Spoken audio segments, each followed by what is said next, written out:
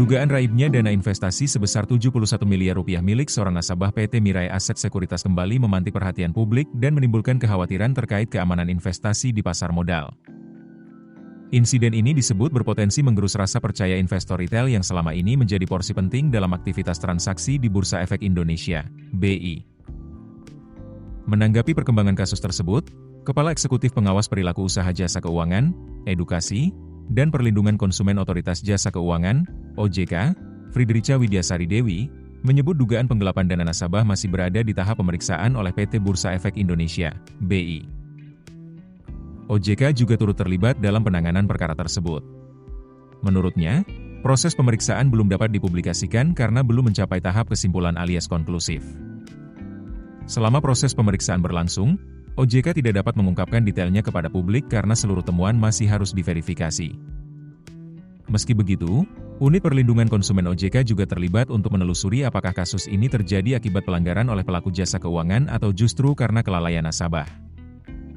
Penelusuran tersebut mencakup kemungkinan nasabah memberikan akses keamanan seperti one-time password, OTP, yakni kode sandi unik yang hanya berlaku satu kali dalam waktu singkat, kepada pihak yang tidak berwenang.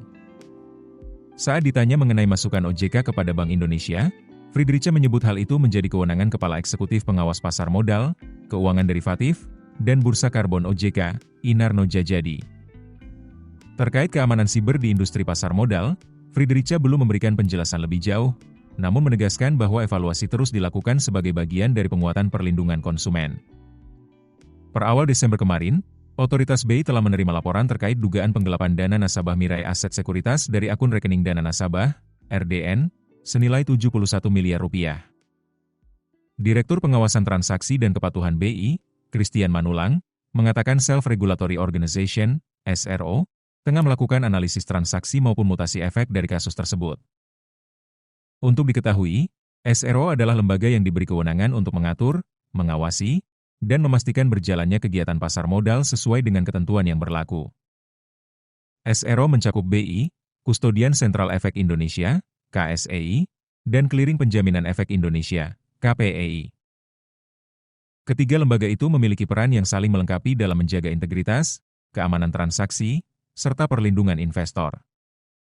Mengenai adanya tenggat waktu untuk mengungkap kasus dugaan hilangnya dana nasabah Mirai Aset, Christian memastikan setiap kasus yang diterima langsung ditindaklanjuti melalui analisis dan pemeriksaan menyeluruh. Prosesnya dilakukan segera setelah laporan masuk untuk memastikan semua informasi, transaksi, dan mutasi efek yang terkait dapat ditelusuri secara akurat. Download aplikasi Kontan sekarang di App Store atau Play Store. Keputusan bisnis terbaik datang dari data, bukan tebakan. Mudah berlangganan Business Insight dengan subscribe with Google.